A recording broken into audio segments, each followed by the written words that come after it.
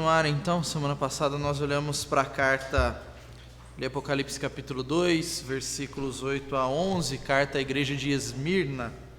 E hoje nós vamos pensar os versículos 12 a 17, carta à igreja de Pérgamo. A igreja de Esmirna, a igreja mais pobre, né? E agora vamos olhar para a igreja de Pérgamo. Vamos ler a carta, depois nós fazemos uma introdução e contextualizamos. Apocalipse capítulo 2, versículo 12, nos diz o seguinte: Ao anjo da igreja em Pérgamo, escreve: Essas coisas diz aquele que tem a espada afiada de 2 gumes. Conheço o lugar em que habitas, onde está o trono de Satanás, e que conservas o meu nome e não negaste a minha fé, ainda nos dias de Antipas, minha testemunha, meu fiel, o qual foi morto entre vós, onde Satanás habita. Tenho todavia contra ti algumas coisas, pois que tens aí os que sustentam a doutrina de Balaão, o qual ensinava a Balaque a armar ciladas diante dos filhos de Israel, para comerem coisas sacrificadas aos ídolos e praticarem a prostituição. Outro sim, também tu tens os que da mesma forma sustentam a doutrina dos nicolaítas. Portanto, arrepende-te, e se não, venho a ti sem demora, e contra eles pelejarei com a espada da minha boca. Quem tem ouvidos, ouça o que o Espírito diz às igrejas. Ao vencedor, dar-lhe-ei do maná escondido, bem como lhe darei uma pedrinha branca, e sobre essa pedrinha escrito um nome novo, o qual ninguém conhece, exceto aquele que o recebe. Que o Senhor nos ajude a compreender sua palavra nessa manhã. Irmãos, a cidade de Pérgamo, a cidade em si, ela durante muitos anos rivalizou com Éfeso e Esmirna para ser a cidade mais importante ali da Ásia Menor. Lembremos que hoje é o território da Turquia, né? Essa cidade ela ficava no interior daquela região, onde hoje está a cidade de Bérgamo, na Turquia. Pérgamo era uma cidade importante, e um dos destaques dessa cidade era uma biblioteca que havia ali, onde eles desenvolveram uma forma, um material de escrita que nós conhecemos hoje como pergaminho, né? O pergaminho vem de Pérgamo. Uma coisa também chama bastante atenção nessa cidade. Pérgamo era um centro religioso, e Pérgamo sediava alguns templos bastante importantes para aquela época. Um desses templos era o templo de Esculápio. Esculápio era conhecido como o deus da cura. Isso não está muito longe de nós, você pode ver hoje, muitas vezes no jaleco dos profissionais de saúde, os médicos, os enfermeiros, tem lá uma cobra enrolada em um bastão. Aquilo é a representação desse deus Esculápio, deus da cura. Pérgamo tinha um templo a esse deus. Pérgamo tinha um altar a Zeus, né, o deus máximo do panteão grego. E Pérgamo também, no ano 29, foi a primeira cidade do Império Romano a construir um templo para o imperador. Então, uma cidade idólatra, pagã, um centro religioso da sua época. Quando nós olhamos para essas características, né, que nós obtemos, claro, da história, fica claro que ser um cristão em Pérgamo não era nada fácil. Era uma cidade muito idólatra, pagã. Algumas coisas nos chamam a atenção quando Cristo ele vai escrever a esta igreja. Primeiro, ele se revela e faz a afirmação de que ele é aquele que tem a espada afiada de 2 gumes. Esta figura ela vem do capítulo 1 de Apocalipse, quando João vê Cristo como aquele que tinha na sua boca uma espada afiada de 2 gumes. Claro que isso é figurativo, né?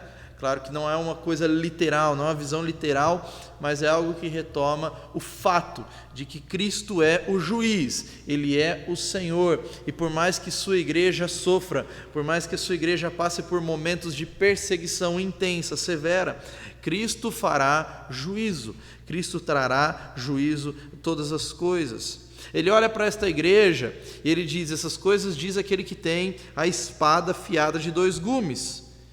e ele olha para essa igreja e diz: eu conheço, mas mais uma vez, aqui ele não diz: eu conheço as tuas obras. É evidente que Jesus conhecia as obras daqueles cristãos, isso fica claro no resto da carta quando nós lemos, mas uma coisa saltava aos olhos do Senhor aqui. Ele olha para essa igreja e diz: eu conheço o lugar onde habitas. O lugar onde habitas, onde está o trono de Satanás. Irmãos, quando Jesus diz isso, onde está o trono de Satanás, ele está evidentemente se referindo à idolatria, ao paganismo.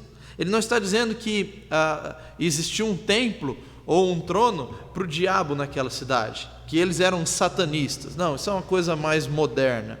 Mas o Senhor está dizendo que qualquer lugar onde um homem, uma invenção humana, uma figura, um ser mitológico, qualquer lugar onde há adoração a algo que não seja ao verdadeiro Deus, ali Satanás está por trás, estabelecendo um trono, propagando o seu reino maligno.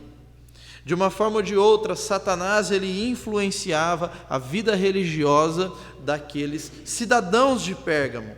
E o resultado disso era perseguição aos cristãos, prisões, torturas, morte, martírios. O próprio Senhor Jesus menciona aqui o caso de Antipas, a quem ele chama de sua fiel testemunha. Segundo a tradição, Antipas era o bispo, o líder da igreja ali de Pérgamo, e ele foi, de acordo com a tradição, queimado vivo dentro de um boi de bronze, por causa da sua fé. Nós não sabemos exatamente se a tradição confere com a realidade, mas uma coisa é fato: Jesus menciona que este homem foi martirizado, né, e o chama de sua fiel testemunha, martirizado pela sua fé. Irmãos, nós estamos olhando para uma igreja duramente perseguida. Acabamos de ver um relato de cristãos hoje sendo mortos, perseguidos, tendo suas casas destruídas, e essa era uma realidade frequente, comum, não apenas em Pérgamo, mas em todas as igrejas aqui da Ásia Menor, uma perseguição severa. Mas há algumas lições que eu gostaria de tirar aqui, porque nós estamos olhando para uma igreja cujo grande destaque, nós podemos dizer assim, é que eles habitavam numa cidade onde estava, como Jesus diz, o trono de Satanás, onde a idolatria era muito forte e onde a perseguição, o massacre era algo comum. Cristo elogia a igreja de Pérgamo, elogia pela sua perseverança, mas faz também algumas repreensões porque via ali alguns problemas. É maravilhoso ver como o Senhor ele está cuidando da sua igreja em todas as situações, em todos os contextos, e por isso, mesmo onde Satanás tem um trono, Cristo tem uma igreja, não é? Satanás poderia até influenciar com o paganismo, com a idolatria, a vida dos cidadãos de Pérgamo, mas Cristo era o Senhor da sua igreja. Cristo é aquele que está no controle, ele tem o poder, ele tem a justiça, ele tem o domínio. Ele governa sobre todos. E quando ele diz assim: eu sou aquele que tem a espada afiada de 2 gumes, ele está dizendo: eu sou o juiz, eu sou o Senhor. Mesmo que vocês habitem onde está o trono de Satanás, o meu trono está acima de todos. Irmãos, eu quero então olhar para essa igreja, né? E quando nós olhamos para essa igreja, nós podemos identificar alguns paralelos, né? Estabelecer alguns paralelos com a igreja dos nossos dias. Porque ainda hoje, Satanás tem estabelecido o seu trono no mundo. O próprio Senhor Jesus o identifica como o príncipe deste mundo. Lembre-se que na tentação de Jesus, uma das ofertas do diabo para Jesus foi exatamente os reinos do mundo e a glória deles, né? E alguns podem até pensar que Satanás não poderia oferecer isso a Jesus, porque ele é o Criador e tudo é dele por direito, né? Mas o Evangelho de Lucas relata Satanás dizendo: tudo isso te darei se prostrado me adorares, o reino do mundo e a glória deles e a autoridade sobre eles, porque isso me foi dado. E nós não encontramos Jesus debatendo e dizendo: não, você não pode me dar o que não é seu. Porque, na realidade, Satanás recebeu o domínio, a autoridade sobre as nações, e ele é aquele que está enganando as nações, seduzindo as nações, quando seduziu Eva e depois seduziu Adão. Então, ele é o príncipe deste mundo, e ele está estabelecendo seus tronos e tentando atacar, destruir os cristãos, destruir a igreja. Isso não quer dizer que Satanás tem poder absoluto, isso não quer dizer que Satanás faz tudo o que ele quer fazer, não. O Senhor tem autoridade sobre tudo, inclusive sobre o próprio diabo, e o diabo não pode extrapolar, os limites estabelecidos por Deus. Mas o fato é que nesta geração, e já há bastante tempo, Satanás tem tentado estabelecer o seu trono através de diversos mecanismos. Irmãos, nós não vemos por aí templos a homens com tanta frequência. Nós não vemos por aí tantas imagens sendo adoradas, nós não vemos monumentos sendo reverenciados, como no primeiro século e momentos antes. Mas isso não quer dizer que a idolatria não seja um fator predominante na nossa sociedade. As pessoas não se curvam mais a estátuas, as pessoas não se curvam mais a homens, mas as pessoas se curvam a diversas outras coisas, e isso não deixa de ser idolatria, Vivemos uma sociedade corrompida, onde Satanás está tentando impor o seu domínio em todas as estruturas à nossa volta, onde ele está corrompendo o conceito de pecado, semeando imoralidade, pecaminosidade, sedando, cauterizando consciências. As pessoas se dobram a poder, dinheiro, fama, sucesso. Muitas vezes as pessoas se dobram a outras pessoas, a relacionamentos, ao trabalho, a bens materiais. E tudo isso tem sido um indício de que Satanás está tentando estabelecer o seu trono e levando as pessoas à adoração daquele que não é o verdadeiro Deus. Satanás nem sempre quer receber adoração, mas se ele conseguir tirar o foco da adoração ao Deus verdadeiro, ele já se dá por satisfeito. Irmãos, nós precisamos estar atentos a isso, porque a idolatria não é uma coisa que acontece apenas lá fora, mas é uma coisa que muitas vezes acontece no nosso coração e nós não percebemos. Nós também habitamos onde está o trono de Satanás, de uma forma, claro, diferente, uma manifestação diferente da igreja de Pérgamo, guardadas as suas devidas proporções, mas nós precisamos de vigilância. E quando nós olhamos para essa carta, nós podemos tirar aqui qual a vontade do Senhor para uma igreja que habita onde está o trono de Satanás. Quais as vontades do Senhor? Nós podemos tirar pelo menos 3 aqui desse texto. O que o Senhor deseja para a sua igreja em dias difíceis, em dias complicados, em dias onde a idolatria está sendo semeada, influenciada, estimulada pelo mundo. Primeiro, o Senhor deseja que a sua igreja conserve o seu nome e seja fiel a Ele. Isso nós encontramos no versículo 13, onde o Senhor diz para esta igreja: conheço o lugar onde habitas, onde está o trono de Satanás. Mas ele diz, não apenas conheço o lugar onde habitas, ele diz, eu sei que conservas o meu nome e não negaste a minha fé. Ainda nos dias de Antipas, minha testemunha, meu fiel, o qual foi morto entre vós, onde Satanás habita. Mais uma vez, o Senhor relata que sabia da morte de Antipas, a morte da sua testemunha, o martírio desse homem. Mas o Senhor relata e diz, eu sei 2 coisas a respeito de vocês, além de saber o lugar onde vocês habitam.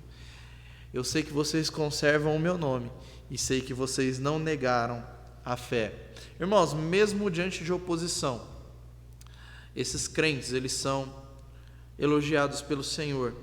Essas 2 afirmações, elas têm muitas coisas a nos ensinar. Porque, primeiro, quando o Senhor diz, eu conservas o meu nome, o nome de alguém é a identidade de alguém, né? Se trata da identificação. E quando nós falamos do nome de Cristo, é inevitável nós não nos lembrarmos daquilo que Paulo diz, né, aos Filipenses, para que ao nome de Cristo se dobre todo o joelho, no céu, na terra e debaixo da terra, toda língua confesse que Cristo é o Senhor, para a glória de Deus Pai. Paulo diz, né, Deus o exaltou sobremaneira e lhe deu um nome que está acima de todo nome. Deus lhe deu um nome que está acima de todo nome. Irmãos, nós servimos aquele que tem um nome que está acima de todo nome. Ele é o Senhor. Ele é o nosso Salvador. Ele é o único caminho para o Pai. Ele é o Senhor da igreja. Conservar o nome de Cristo significa manter a identidade de Cristo, manter o caráter de Cristo. Era isso que a igreja de Pérgamo estava fazendo, mesmo ali habitando onde está o trono de Satanás. Essa igreja não perdeu a identificação com Cristo, não perdeu o caráter de Cristo. Irmãos, nós precisamos nos atentar a isso, né? Paulo fala aos Efésios, sejam imitadores de Deus como filhos amados. Essa era uma igreja que imitava ao Senhor. Irmãos, isso tem faltado muito aos cristãos de uma forma geral nos dias de hoje, né? Nós vemos dias em que a igreja ela parece tem se misturado com o mundo, né? E aderido às coisas do mundo e assim perdido um pouco dessa identidade com Cristo. Falta aquela mesma diferença que fez, por exemplo, com que os cristãos, com que os cidadãos de Antioquia olhassem para a igreja e os chamassem de cristãos, pequenos cristos. Eles se parecem com Cristo. Será que nós temos sido imitadores de Cristo? Será que nós podemos ser identificados assim? Olha, eles imitam Cristo, eles copiam Cristo, eles têm o mesmo caráter, a mesma identidade de Cristo. Nós precisamos vigiar, irmãos, porque muitas vezes nós vivemos vidas autocentradas. Nós queremos ter a nossa identidade e não a identidade de Cristo. Muitos estão também negando a sua fé, não verbalmente, mas muitas vezes através dos seus testemunhos. Nós não negamos a nossa fé apenas quando nós dizemos, não, eu não, como Pedro, né? Eu não conheço esse homem. Nós negamos a nossa fé também com o nosso testemunho, quando aquilo que nós muitas vezes professamos é incompatível com aquilo que nós fazemos. Então, uma igreja firme, uma igreja fiel, a vontade do Senhor é que essa igreja, ela conserve o seu nome, a sua identidade e não negue a sua fé, mantenha firme a sua fé. Isso é nossa responsabilidade, irmãos. Uma outra vontade do Senhor para a sua igreja que nós tiramos dessa carta, na verdade, ela vem de uma repreensão. Os versículos 14, 15 e 16, o Senhor faz algumas repreensões, alguns alertas, chama atenção para algumas heresias que estavam surgindo ali. E a vontade do Senhor para a sua igreja é que a igreja se desvie da heresia, se desvie especificamente da imoralidade, da libertinagem. Existiam dois grupos ali, dois grupos que estavam causando problemas. O Senhor vai dizer no versículo 14: tenho todavia contra ti algumas coisas, pois que tens aí os que sustentam a doutrina de Balaão, o qual ensinava a Balaque a armar ciladas diante dos filhos de Israel para comerem coisas sacrificadas aos ídolos e praticarem prostituição. A história de Balaão, que talvez muitos se lembrem por causa da jumenta, né, que falou com ele, essa história está em Números 22, capítulo 22 até o capítulo 24. O povo de Israel estava no deserto, acampado na frente do território de Moabe, e Balaque, o rei de Moabe, ficou com medo de que suas terras fossem conquistadas, porque o povo era muito numeroso. Então, ele teve a brilhante ideia de ir até Balaão, que, ao que o texto indica, parecia ser um homem fiel ao Senhor, porque ele diz no capítulo 22, eu vou dizer o que o Senhor, o meu Deus, falar. Então, ele diz? Ele confessa que o Senhor era o seu Deus. E ali o Senhor é o nome de Deus. Ele diz: Yahvé é o meu Deus. Balaque então manda chamá-lo e promete várias coisas para ele. E ele diz: ainda que Balaque me dê a sua casa com toda a prata, eu não posso falar coisas diferentes do que o Senhor me disser. A ideia de Balaque era que Balaão amaldiçoasse o povo de Deus, porque Balaque era um homem idólatra, ele tinha os seus deuses e acreditava que as vitórias e as derrotas eram influenciadas pelos deuses. Então a sua ideia é: eu vou até um homem, até Balaão, e vou pedir que Balaão amaldiçoe por meio de Deus o próprio povo dele. E aí, com essa maldição, meus problemas estão resolvidos. Eu posso ir para a guerra que eu vou ganhar. Balaão então ora a Deus, e Deus diz para ele: você não vai amaldiçoar o meu povo, mas pode ir com esses homens. Então, resumindo a história, Balaão vai. Tem o episódio da jumenta, mas ele ainda assim vai, e ele chega ali, e Balaque diz: agora você vai amaldiçoar o povo, e ele vai, e ele abençoa o povo. Depois Balaque leva ele para outra região, para outra parte do povo, e diz: agora vai dar certo, vai e amaldiçoa o povo. Ele vai e abençoa, e por 3 vezes ele abençoa o povo, né? E ainda faz uma profecia contra Moabe. Balaque fica irado com isso, e o texto termina dizendo que cada um foi para o seu lado. Mas o texto não relata algo que Jesus diz aqui. O texto só relata o que aconteceu depois, mas não diz quem estava por trás. O capítulo 25 de Números diz que o povo de Israel se envolveu com as filhas dos moabitas, e as filhas dos moabitas influenciaram o povo a adorar os seus deuses e a comerem coisas sacrificadas aos ídolos, e por isso a ira do Senhor se acendeu e ele mandou uma praga ali para Israel. Mas quando nós olhamos para esta carta, nós percebemos que Balaão, o mesmo homem que abençoou o povo 3 vezes e que tinha sido contratado para fazer o contrário, ele agiu depois disso, e ele influenciou. Foi ele o homem responsável por influenciar as mulheres moabitas a se unirem com os israelitas para que eles cometessem pecado. É interessante como a Bíblia ela se complementa, né? Coisas que nós não encontramos lá, nós encontramos aqui. Balaão, então, por mais que o texto sugira que ele era um homem talvez neutro, se é que nós podemos dizer assim, na verdade ele agiu contra o povo de Deus, mas agiu de uma maneira subjetiva, de uma maneira velada, escondida. A sua ideia foi: já que Deus não vai amaldiçoar o seu povo, nós vamos induzir o povo a pecar. Nós vamos ensinar uma falsa ideia para o povo. E essa ideia era: vocês são o povo de Deus. Deus não vai amaldiçoar vocês. Vocês são um povo abençoado. Vocês podem fazer o que vocês quiserem. Então, vão adorar os ídolos, vão comer coisas sacrificadas aos ídolos. Deus não vai amaldiçoar vocês. Está tudo certo. Essa era a doutrina que Jesus diz aqui, a doutrina de Balaão. A doutrina de Balaão, então, era ensinar que o povo de Deus pode fazer o que quiser. Deus não vai fazer nada. Deus vai deixar. Está tudo certo. A doutrina dos nicolaítas, por sua vez, que o Senhor cita aqui também, esse segundo grupo, que também é mencionado que haviam pessoas assim, lá na igreja de Éfeso, e os efésios tiraram do meio deles.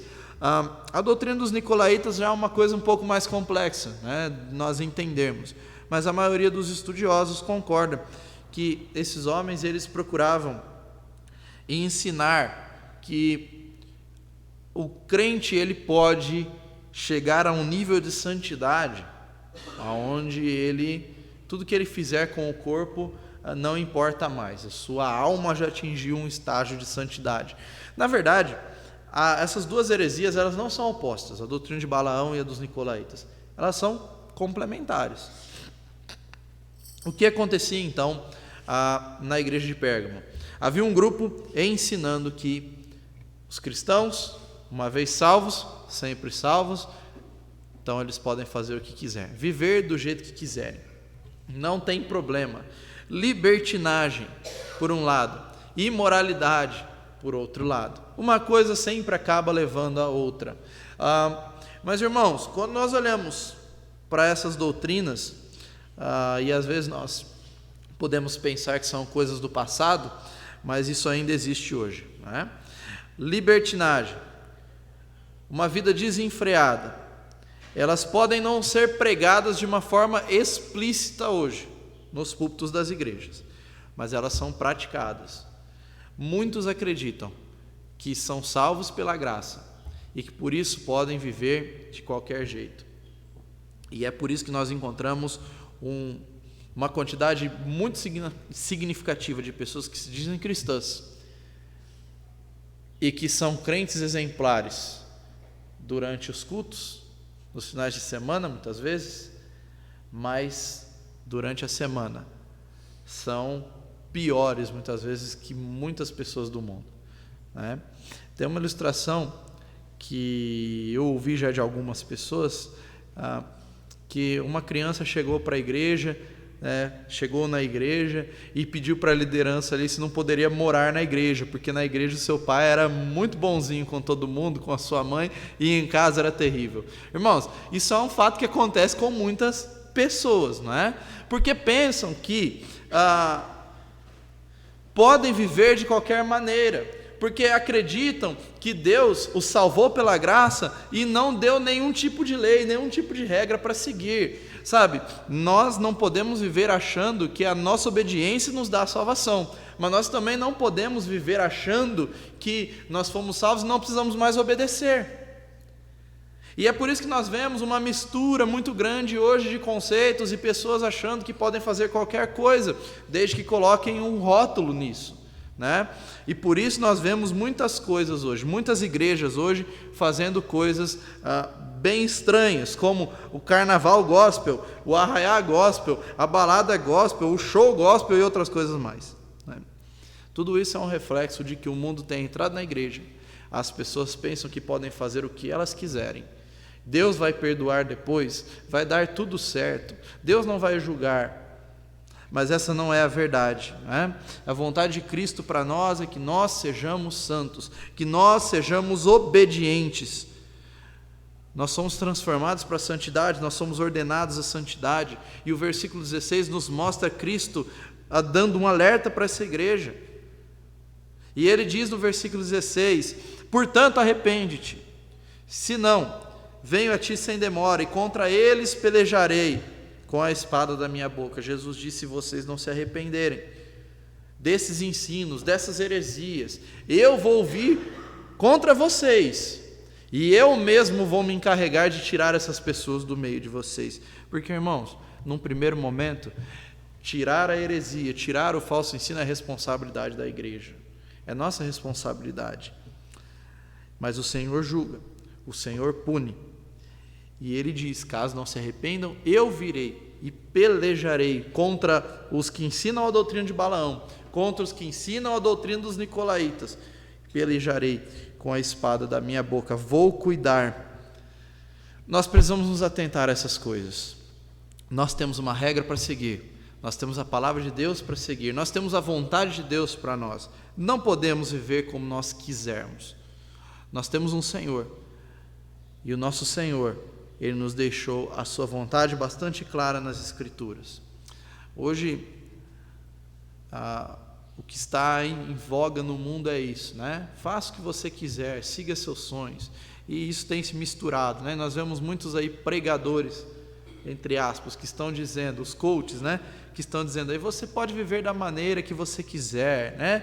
Deus te quer sorrindo, Deus te quer feliz. Mas a felicidade que Deus quer para nós é a felicidade em Cristo, não é a felicidade realizando tudo, tendo tudo que nós quisermos, né? Qual é o pai que dá tudo que o filho quer? Se nós dermos tudo que nossos filhos querem, nós sabemos onde isso vai dar, né? Eles vão crescer achando que eles podem ter tudo, e a realidade aí fora é bem diferente. Mas a teologia do coach diz isso, né? Você pode viver do jeito que você quiser, Deus vai te receber de braços abertos depois, está tudo bem, né? é só você ir à igreja de vez em quando que está tudo certo. Quando na verdade Deus nos deu regras para seguir. Irmãos, nós zelemos, né, por nós mesmos, pela doutrina, como Paulo ensinou a Timóteo, que nós preservemos, né, sejamos fiéis ao Senhor, que nós não acreditemos nessas falsas doutrinas que estão sendo bombardeadas aí fora. Por fim, o Senhor deseja para a sua igreja que ela viva como seu povo, que ela viva como o povo de sua propriedade, que ela se submeta ao seu reino. E essa lição ela vem da promessa final desse texto, né, que está aí no versículo 17, quando o Senhor diz: quem tem ouvidos, ouça o que o Espírito diz às igrejas. Ao vencedor, dar-lhe-ei do maná escondido, bem como lhe darei uma pedrinha branca, e sobre essa pedrinha escrito um novo nome, o qual ninguém conhece, exceto aquele que o recebe. É interessante, nós precisamos contextualizar, né, claro, essas afirmações. Mas o Senhor diz: ao vencedor eu darei o maná escondido. E claro, nós temos mais uma referência aqui ao Antigo Testamento, ao Êxodo, onde o povo de Deus durante 40 anos foi sustentado por maná. E o Senhor nos ensina algumas coisas bastante preciosas através desse simbolismo.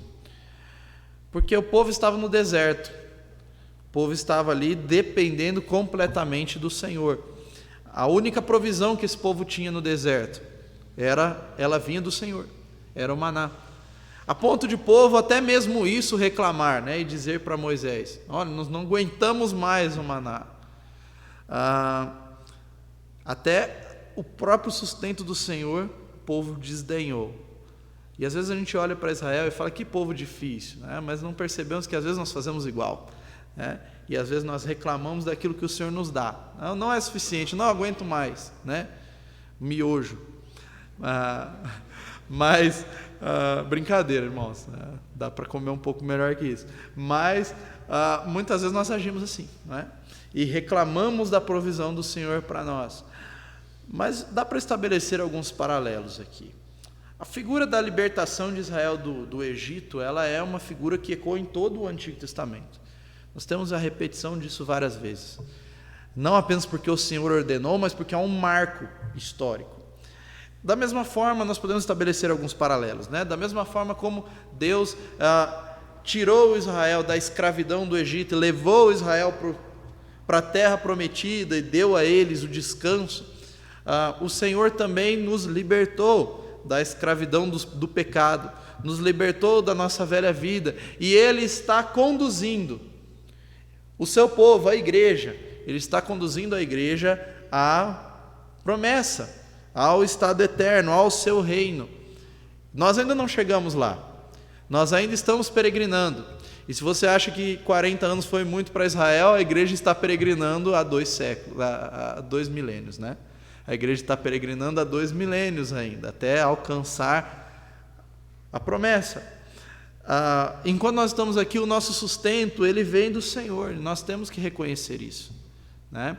Quando o Senhor diz assim: ao vencedor eu darei do maná, o Senhor está dizendo à sua igreja: eu dou o sustento, eu garanto o sustento. Mas é mais do que isso, não é apenas o sustento, mas a identificação como povo de Deus. Ele diz: a igreja é o meu povo, a igreja é a minha propriedade, a igreja, ela é minha responsabilidade, eu estou cuidando, eu estou zelando. Então, nós precisamos entender isso e nos comportar como povo de Deus, povo de propriedade do Senhor, povo que é sustentado pelo Senhor. Irmãos, se o Senhor é aquele que nos sustenta, nós não devemos ficar ansiosos, nós não devemos temer as coisas que nos acometem, porque o Senhor é aquele que cuida de nós, aquele que nos sustenta. Depois ele fala de uma pedrinha branca, né? Escrito um nome novo, o qual ninguém conhece, exceto aquele que o recebe. E aqui parece uma coisa um pouco estranha. Mas essa pedrinha branca, ela tinha um significado, principalmente ali no 1º século, naquela região. Pelo menos 2 significados. Primeiro, quando se fazia uma aliança, um contrato, era comum as 2 pessoas ou mais que estavam nesse contrato, que faziam parte desse contrato, pegar uma pedra branca e quebrá-la em algumas partes. cada um ficava com um pedaço como uma garantia de que aquele contrato ele estava firmado entre as partes. Nos tribunais também, os jurados eles entregavam uma pedra preta caso fosse a condenação e uma pedra branca caso fosse a liberdade, a absolvição. Há também um terceiro uso dessa pedrinha branca. Isso também se tornou depois uma espécie, uma figura de amizade. Então, quando duas pessoas eram amigas, era comum elas entregarem uma a outra uma pedrinha branca, e assim diziam: olha, você tem acesso à minha casa, você tem acesso à minha mesa, você tem acesso à minha família. Isso também era comum. Eu penso, irmãos, que nós podemos estabelecer conexões nesses três usos, né? Claro que, num primeiro momento, o Senhor mostra que nós estamos livres do pecado, nós estamos livres da condenação, nós não vamos ser julgados. E o Senhor promete isso, né? Aquele que crer nunca será condenado, ele não será julgado, ele está livre. Mas também é um fato de que nós temos uma aliança com Deus, um relacionamento com Deus, o acesso à presença de Deus. E Ele nos dá um novo nome, Ele nos dá uma nova identidade, Ele nos dá liberdade, mas Ele também nos chama de seu povo. Nós estamos numa aliança com Ele, nós estamos num relacionamento íntimo com Ele, nós temos acesso à sua presença, e nós teremos acesso à sua glória, ao seu reino. Nós não podemos nos esquecer disso, não é? O Senhor garante à sua igreja que a igreja é o seu povo, é o seu sustento. Irmãos, aonde quer que haja uma igreja do Senhor, onde quer que o povo de Deus esteja, o Senhor está ali, sondando, sustentando, cuidando. O Senhor está ali, zelando. E nós podemos ter a certeza de que mesmo diante de lutas, de perseguições, de dificuldades, nosso Senhor é aquele que tem a espada afiada, que faz juízo, que sabe de todas as coisas, que deseja que a sua igreja conserve o seu nome, não negue a fé, que deseja que a sua igreja seja livre da confusão, da heresia, da libertinagem, da vida desenfreada, e que viva uma vida de santidade. E o Senhor deseja que a sua igreja viva debaixo do seu sustento, como o seu povo, satisfeita na sua provisão. Que nós possamos seguir esses exemplos, que nós possamos, assim como esses irmãos, ser uma igreja preciosa aos olhos do Senhor, que nós vigiemos em relação às heresias que têm sido muitas vezes ensinadas aí fora e que muitas vezes querem ser trazidas para dentro, que nós protejamos o nosso coração, que nós sejamos fiéis ao Senhor, como o povo do Senhor, enquanto nós estamos peregrinando aqui, que nós conservemos o seu nome, que nós preservemos a nossa fé, que nós possamos viver debaixo do seu sustento, do seu cuidado, todos os dias como sua igreja. Amém.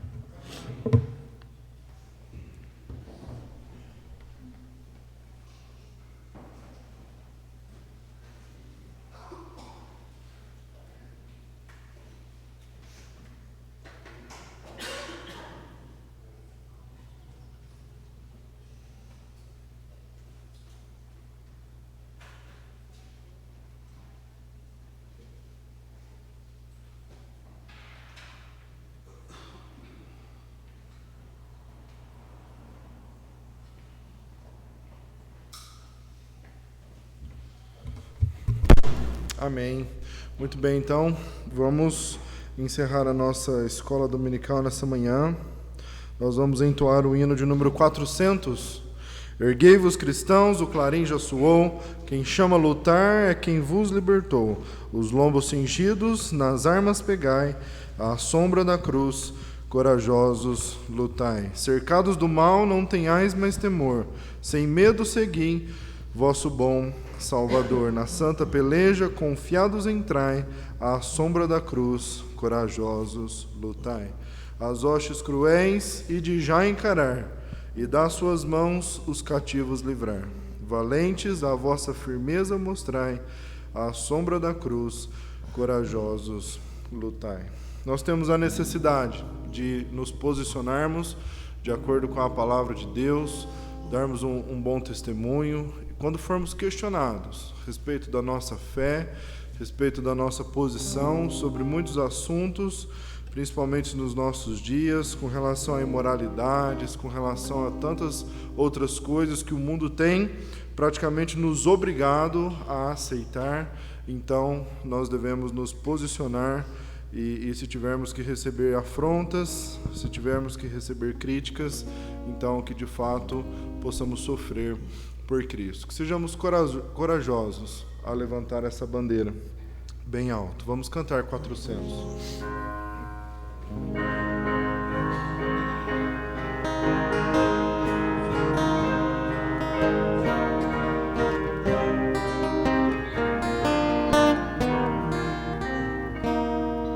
Erguei-vos, cristãos, o plano que já sou.